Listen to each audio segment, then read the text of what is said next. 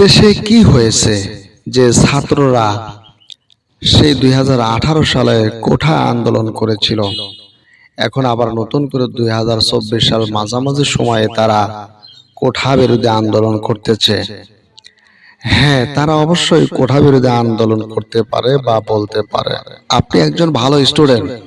আপনি কোথাও চাকরি ইন্টারভিউ দিতে গিয়েছেন, সেখানে আপনি ভালো একটা রেজাল্ট দেখিয়েছেন বা করেছেন,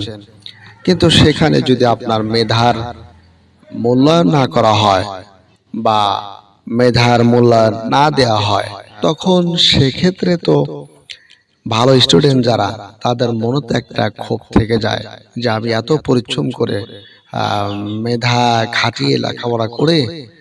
এতটুকুন পর্যায়ে আসলাম, আর এখন আমাকে সরকারের বিভিন্ন সেক্টর থেকে আমাকে মূল্যায়ন করা হচ্ছে না, মেধার মূল্যায়ন করা হচ্ছে না। এমতো অবস্থায় তারা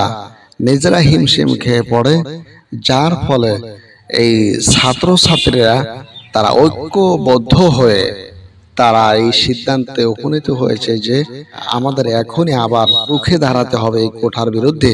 যাতে করে ভবিষ্যতে আর কখনো এই কোঠার কোনো ধরনের সুযোগ সুবিধায় না থাকে। এই কোঠার কারণে যেন ভালো নিরীহ মেধার বিকাশ যারা ঘটিয়েছে এই ধরনের ছাত্র যেন বিভিন্ন ক্ষেত্রে চাকরি বাকরির ক্ষেত্রে তারা যেন সুযোগ সুবিধা